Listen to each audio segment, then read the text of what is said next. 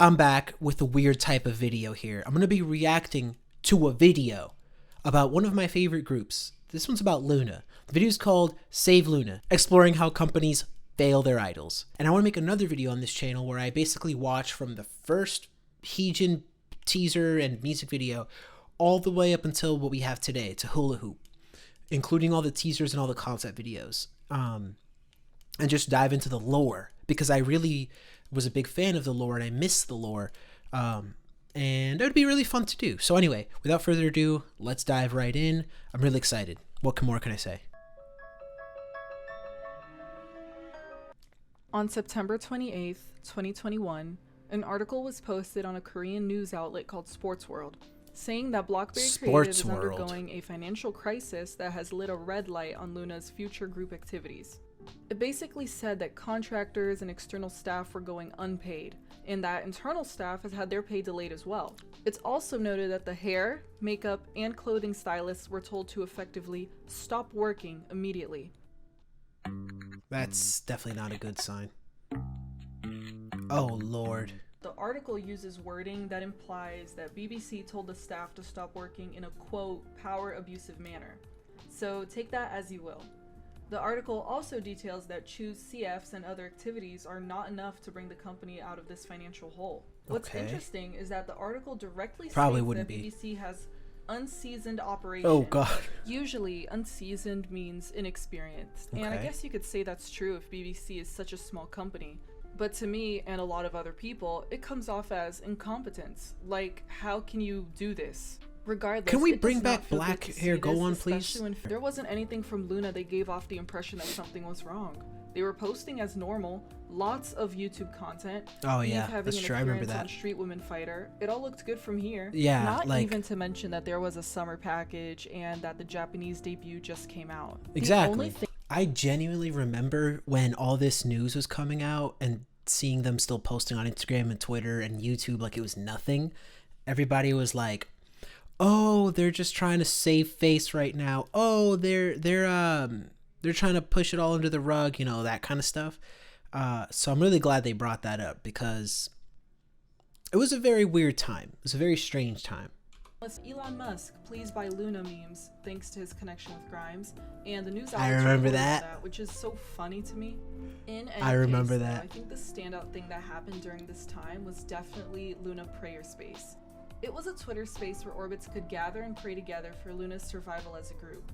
It started off as a joke, it seems, but many people said that it actually became very calming, listening to people pray in their respective languages. I did not know that that was a thing. It's a joke that becomes a very beautiful experience.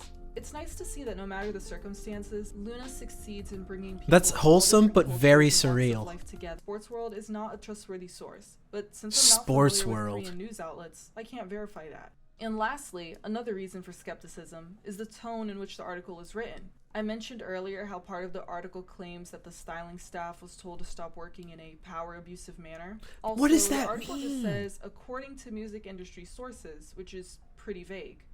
A lot of orbits were simply not believing this. Jesus, that ride is intense. Some people thought it was a smear campaign against BlackBerry and essentially an exaggeration of the truth. Personally, for me, my reaction to it wasn't great. It made me sick to my stomach, and I literally could not sleep that night. Says a lot about me, I know. But it was super unexpected, and I was doing my best to avoid thinking about disbandment, because why would I do that to myself?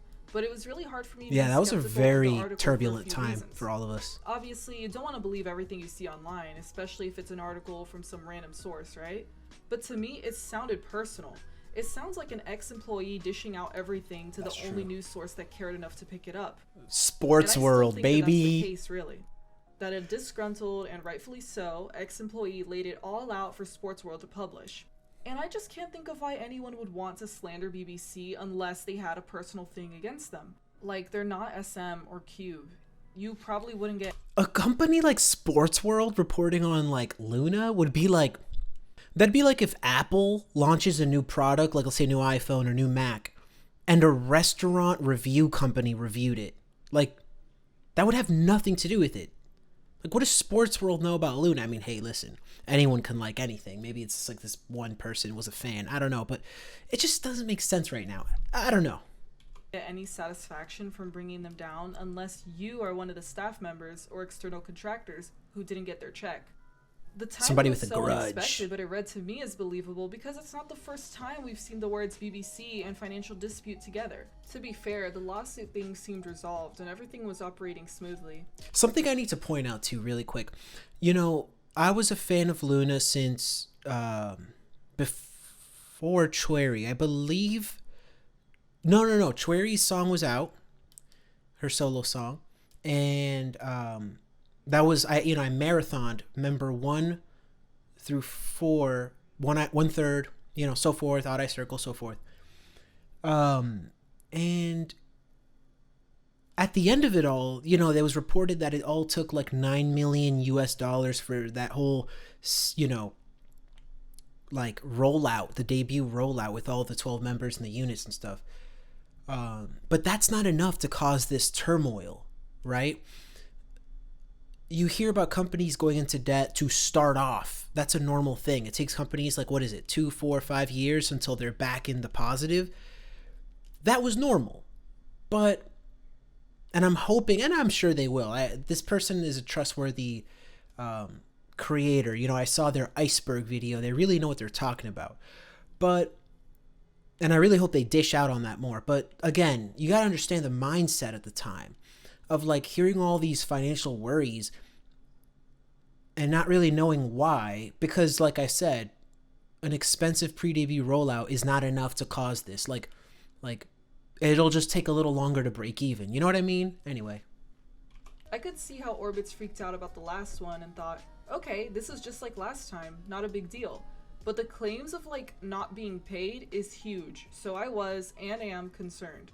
All we could do at this point was wait for a statement. Then BBC did not respond.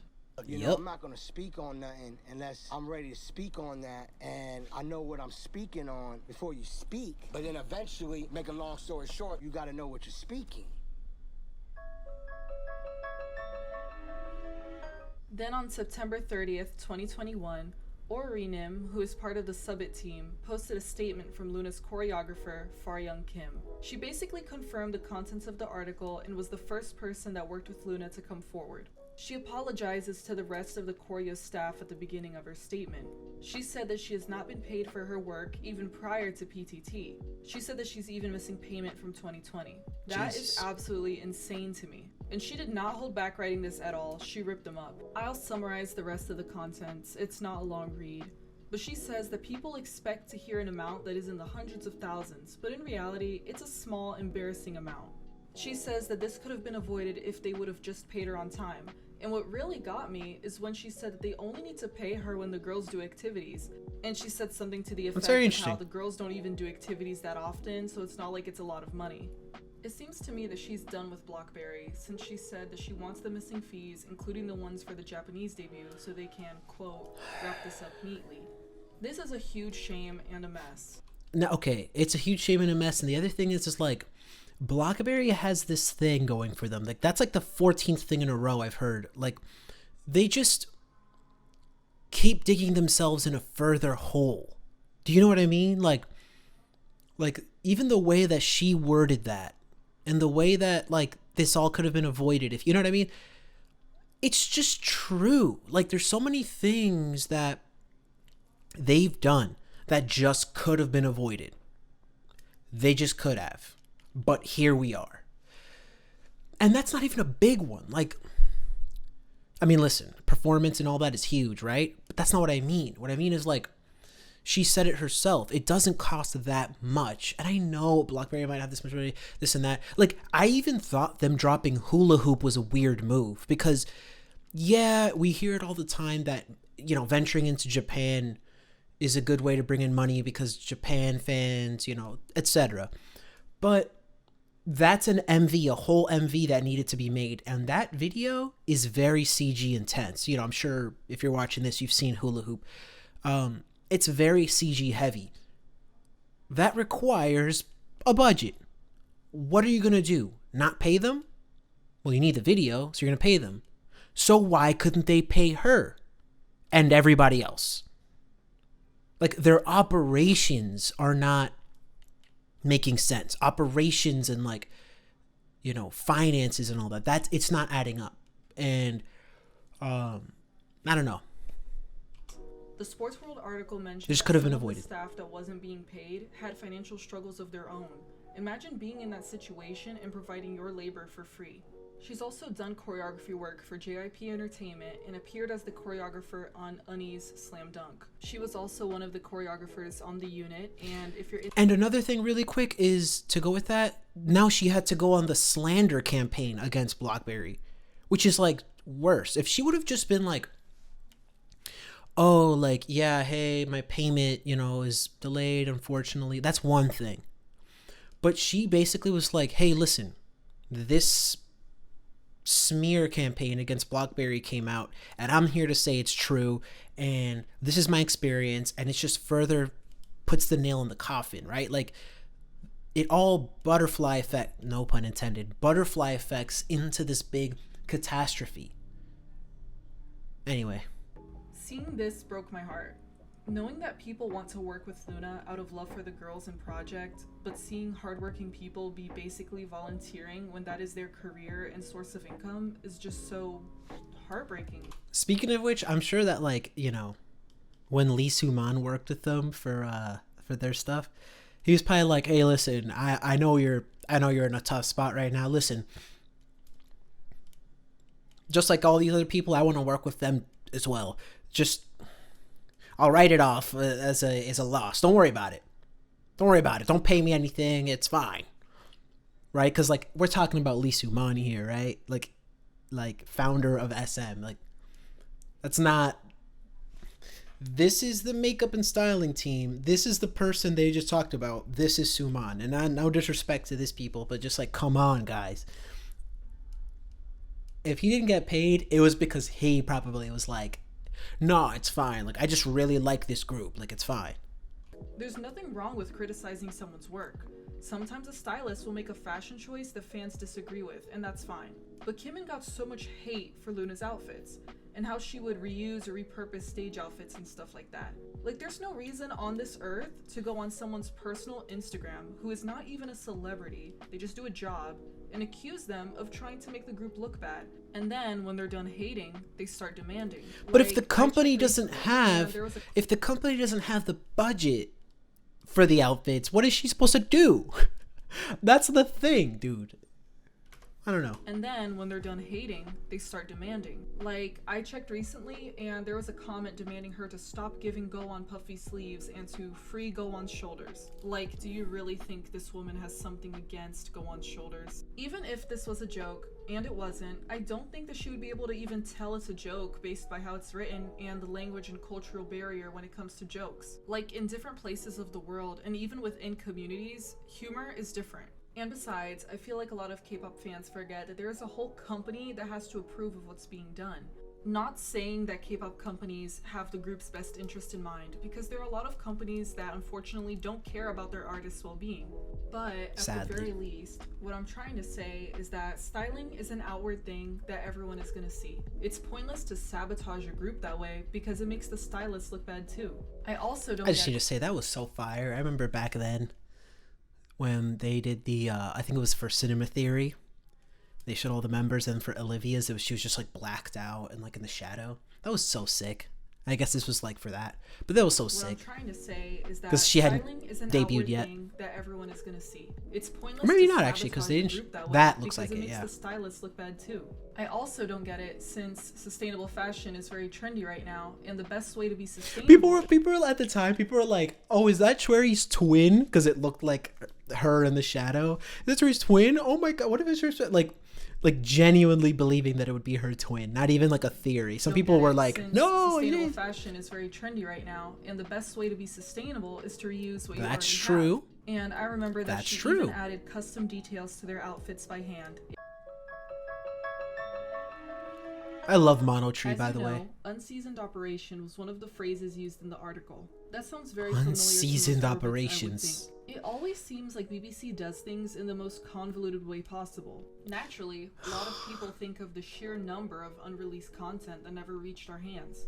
Personally, I'm okay with unreleased content. No. I'm a very big fan of hidden and special releases. No, that's true. I think that having some clips and exclusive things to show at an event like Cinema Theory makes sense. Yeah. A lot of people say that a DVD with all the unreleased content would sell for so much. Realistically, I don't think it would. Yeah, I don't think so. I know that I would buy it, but that would be for hardcore fans or for people who were around when these events happened. Yeah. I think more people would be satisfied with more merchandise that they can use on the daily. But anyways, I do find more merchandise you can use on the daily, such as Loona the lawn chair and Loona the umbrella.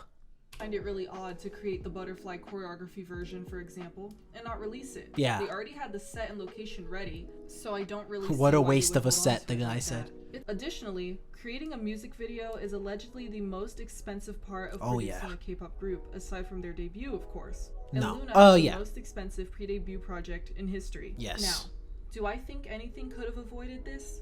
Maybe. Maybe not. For example, Heejin's solo Vivid was shot in Korea, but the acoustic version was shot in France, along with the photo book. This was also the worst-selling Loona album, which makes sense. Because it was at the time first, because yeah. of promotion, right? It was the first But one. what boggles my mind is that they continued to do this right after with Hyunjin in Japan. Yeah, to be fair, it's cool. some music video sets are just as expensive as travel. And they supposedly had all these investors, so I don't think that they were worried about this at the time. I guess it's easy to look back and think about what they could have done differently. Here's the thing too, the Jaden problem. I can't wait for this. Here's the thing too, like, looking back in retrospective, and I genuinely want to do like a reaction where a video where I just sit down and just watch every Loona music video and every teaser, you know, everything that has to do with the universe, the Loonaverse, right? But now looking back, right, Vivid, the actual music video, the Korean one, was an actual produced thing. But they made a good point, like, the Iceland one, the Japan one, they were very location based versus like a full set, right? Like, what if Hyunjin, like the house, like all the parts she was in, like it was just an Airbnb? Oh, screw it. You know what I mean? So they made a good point there. I didn't think of it that way, with like the travel is the expense versus like a whole big set. Anyway, thought it was interesting. Oh, the dreaded Jaden Jong. If we're talking about BBC and Loona, especially pre-debut, I have to mention him.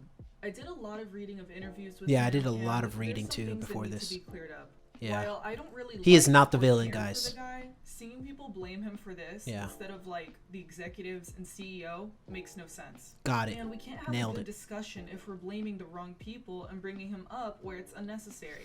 For Like, people thought he genuinely deleted like La Maison. Like, he deleted his personal copy off of his MacBook, not the master files. You guys think the master files got deleted? The Pro Tools sessions? You think the Pro Tools sessions with the literal vocal recordings got deleted?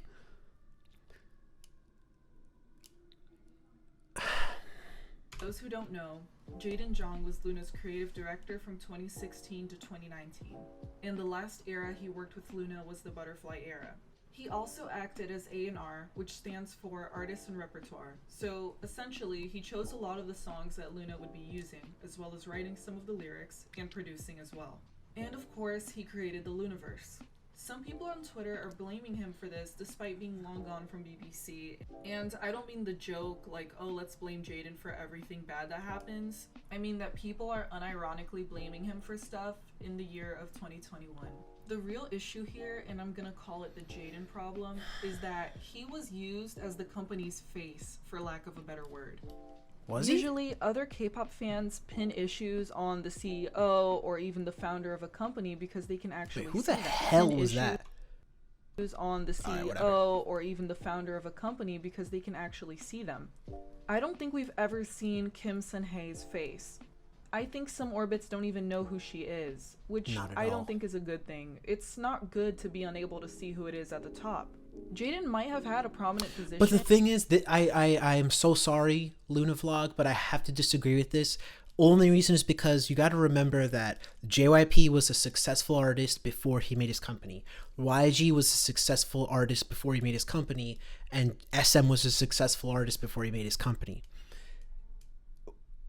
Bong Shi-hyuk was a successful producer, and whatnot before he made his company.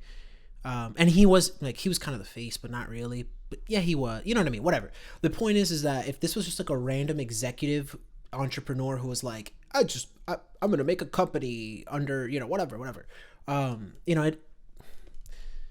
Like Black Eyed Peelson, for example, of High Up, they're successful producers. You know what they look like, but you don't know who, Vine Entertainment or NV or even IST. I don't know what they look like. Anyway, you get my point. But his job title was creative director, not executive. And by the way, yes to that. Me, he was BBC, not the which is executive a subsidiary of at all. Polaris, liked Jaden's vision for a group, and they acted like they had a bottomless pit of money thanks to their investors, which is certainly not the truth. Either way, they agreed to do all these extravagant things when it's up to the real decision makers to change the business model and do something more realistic. That's true. Like I said, do I like the guy? No. Namely, I just like how he acted when Loona didn't get their first win with Butterfly. He said that he would take the girls on vacation to celebrate their first win if they won, which is fine. That's but nice. I don't like what he said on Twitter publicly. Let me read this. When they lost. It does go with my theory about that time period. I believe that BBC wasn't feeling the vision anymore, and they wanted Butterfly to be really successful and for Loona to get their first win. Dude, that would suck. And I think that they were going to part ways with Jaden if that didn't happen. Jesus, so it's I not. personally believe. How do I put this? That type of ultimatum, it makes sense, right? It's like BlackBerry was a little too short-sighted. This guy was talking about he has a plan for what is it, 50?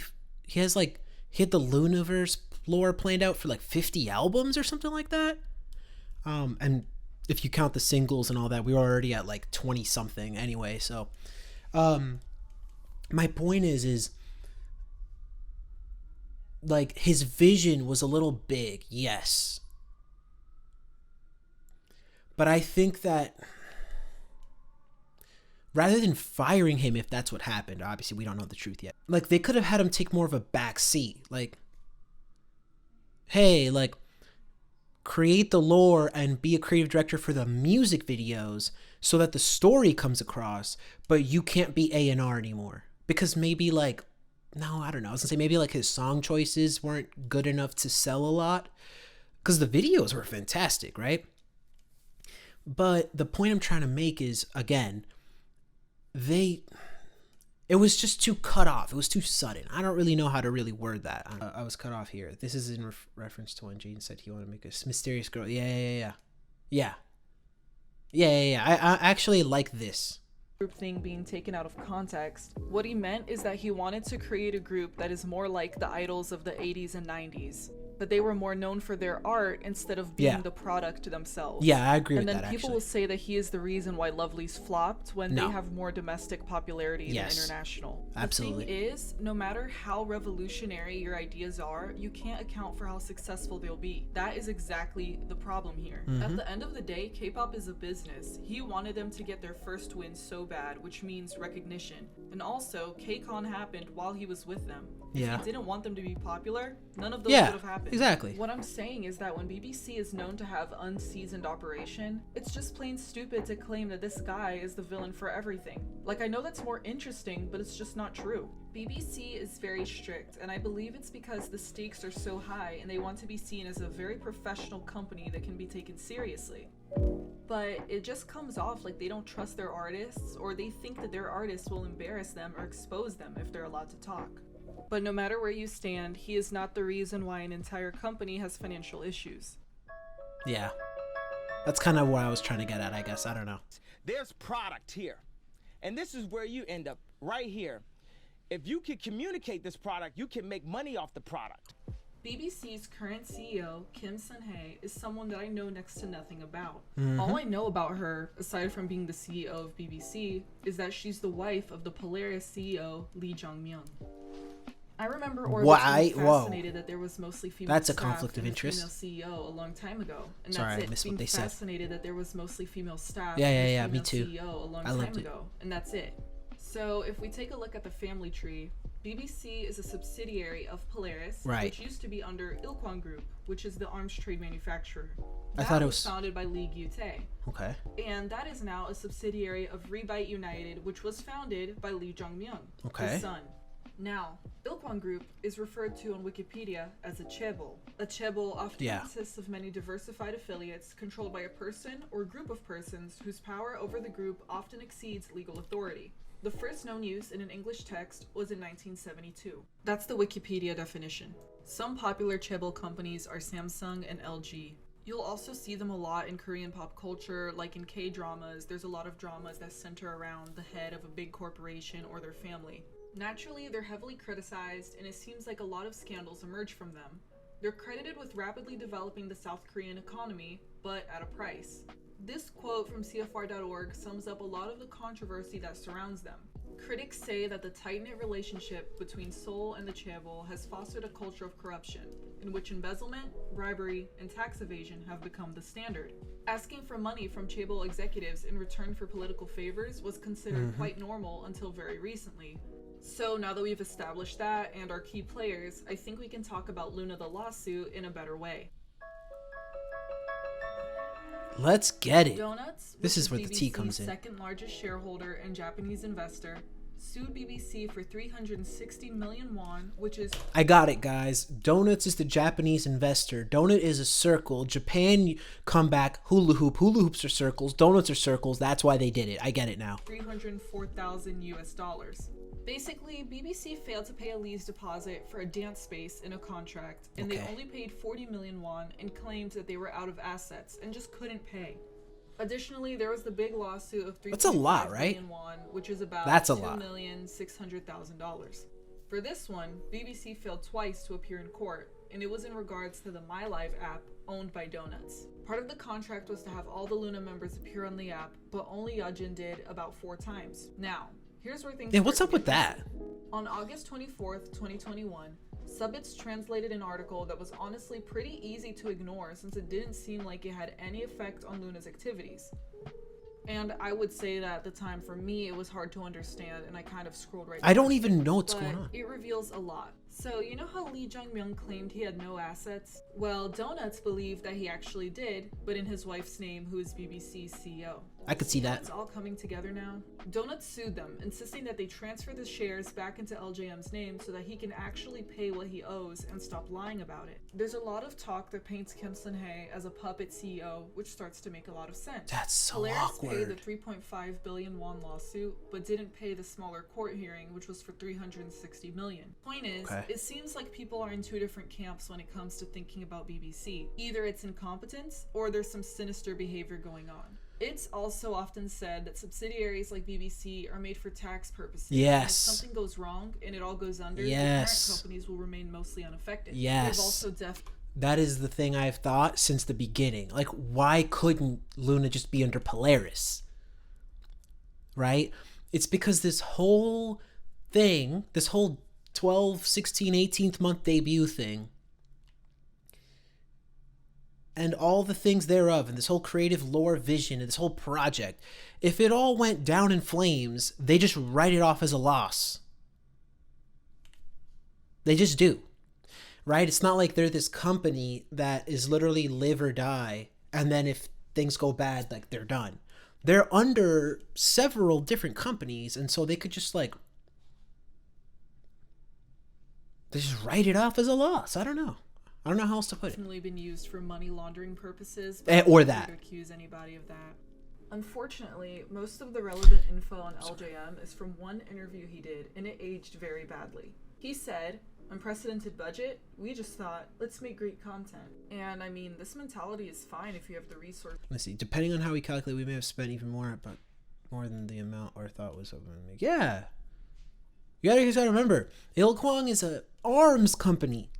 You know what arms means? In the words of my sister, Loona got guns. Metaphorically, and I hope not physically. The point I'm trying to make is, it could have been laundering. I really hope not. Or the thing I said before, right? Like, it's just like this creative passion project. And if it all goes down, just write it off. resources to do so. And of course, if there's no shady behavior going on behind the scenes and that you uphold your contract do so. And of course, if there's no shady Oh my god, never mind, I thought it was a hula hoop. And that you uphold your contracts with your investors. It's also funny how he says that Polaris, BBC, and New Type Entertainment all gathered to discuss ideas and stuff. Like, bro, just call it dinner with your wife. All jokes aside, though, he does state over and over that it's that was really good for him to deliver quality content rather than worry about the budget. He said at one point that he did worry after their debut, but they received money from an investor right after. His goal was to create a group that would represent Korea and be respected everywhere. He mentioned that the international support is amazing, but that they don't have the domestic support necessary at the time this article was written. Honestly, it sounds all well and good. The overconfidence that everything will work out didn't even seem off to Orbit's, because in some ways, we believe the same thing too. We believe that Loona's uniqueness as artists will speak for them when it comes to success. But in reality, we can't predict that, no matter how good the content is. That's crazy, man. That's true. I just went over LJM a bit, and the potential of there being a dark side to this story. I briefly mentioned his father, Gute, earlier, and he is way more relevant than you would think. So LGT is the current CEO of Ilkwang. LGT and Ilkwang have been involved in a variety of financial crimes. In 2017, he was sentenced to prison for tax evasion. In 2018, he had embezzlement charges and was investigated in 2020 for embezzlement once again. More importantly now, he was arrested for suspicion of fraud in 2015. Jesus. Funnily enough, he was not guilty of fraud, but guilty of embezzlement and bribery, which is just as bad. Not to mention, he was also convicted in a sexual harassment case with an actress from Polaris. Oh my so lord. He has more direct involvement with the subsidiaries than you'd think. The Seoul Central District Court sentenced Gute of Ilkwang Group to 3 years and 4 months in prison on charges of giving some 15 million won in bribes to government officials and embezzling over 10 billion won of company assets. This is relevant because of the timing and the relation he has to Polaris' CEO and BBC's CEO. And of course, it is pretty typical for family members to head positions like that. It's a family business. The Chaebols are known to be controversial, and there is unfortunately a corruption problem that just infects the whole thing. And embezzlement, fraud, bribery, you name it, is of course going to be popular in the K-pop scene, not just a Polaris BBC exclusive thing. Like how Lee Soo-man was wanted by Interpol for embezzling $1 million. But just because it happens often does not make it right. When things like this happen, it will somehow inevitably affect the people at the bottom, and the idols themselves, whether you can see it from the outside as a stan or not. This, coupled with BBC's Unseasoned operation, leads to disaster. Anyways, Polaris entirely shut down following the posting of this article in March of 2015. Wait, whoa, what? With BBC's Unseasoned operation leads to disaster. Anyways, Polaris entirely shut down following the posting of this article in March of 2015, and Heejin's debut was announced the earliest I could find in September of 2016. That is just a little under a year. You need time to plan a group, and allegedly the plans for Loona were around in 2014. It's still a bit fishy to me though to create a subsidiary that is going to launch a revolutionary K-pop group, while at the parent company you have a group that struggled severely due to a number of issues. That group being Ladies Code. Ashley from Ladies Code revealed last year in June that she was never paid during the 7 years that she was in Ladies Code. My god. All the money went straight to Polaris to recuperate the company's debt. She says that she doesn't regret it and enjoyed the experience, but not every idol will feel the same way. Not to say that this is the same fate of Loona due to a number of factors. They're not the same group at all. But some members are obviously not promoted as much as others. So in the worst case scenario, some of them may not have the greatest well-paying career opportunities if things suddenly go south. Also worth noting that BBC posted a job listing for a financial advisor type position. And that's good, I guess. Better late than never. It's too funny to me though. And another recent development that happened from when I was editing last week. BlackBerry has been further criticized for making an Instagram account called BBC Another World and posting their trainees on it. So far, only 3 have posted, and all 3 of them have appeared on Girls Planet 999. We did already know that BBC had trainees, but it is a bit odd to imply that you're gonna start a new project when you just made headlines for not being able to pay staff. Yeah! And also, we have no idea what to expect from BBC. Like, they have no identity as a company, so I just wonder what they'll come up with. Do they even have a website? So what now? We're all worried about the D word, but here are my thoughts. I don't think so, but I also don't know. Yeah. It seems like BBC is trying their best, and their best is terrible to keep Loona going. The company, like most K-pop companies, needs a total reform, and unfortunately, it's something that exists even outside of the K-pop sphere, and it's a greater cultural problem. I am just a K-pop stan. I don't have any suggestions. See, here's something. I remember at the time when it was like, Blockberry is going to hell, and at the same time, Lee Soo-man is gonna provide creative direction and A&R into this project, Loona, for that comeback. I feel like it was around that same time, if I'm remembering correctly, and I had a friend who was like, why doesn't SM just acquire Blockberry and move them into, as a subsidiary? In retrospect, that would have been cool, right? Because I think that predated when Hybe bought out Source and Pledis, or Big Hit at the time, whatever. But I think it predated, so that would have been cool. But at the time, I remember thinking, no. It was I think after, because I remember following up. With like, oh no, but the thing is that Hybe only bought Source and Pledis for the trainees for future projects, for growth, whereas this is just like we're all just a bunch of fans of this great group, and we're just sad, and here's this big agency who can save them, and we just wish that it could be that way because then it would save them. Whereas Hybe actually had business, operational, logistic reasons to do so, to buy them, Source and Pledis. But at the same time, Hybe bought out Promise 9 because they believed in them. So I guess now you could think the same thing here. And it doesn't have to be SM. Honestly, I like it being SM just because there's already that connection Soo-man had with them. But other than that, like I don't think that the public would let Loona disband. I don't think that would go well. I think we have to remember, Loona's not huge, but they're very important. Does that make sense? Like raise your hand if you know. Oh God, I don't want to really call out any groups, but just for the sake of this example, and this is not a disrespect, raise your hand if you've ever heard of Lunar Solar.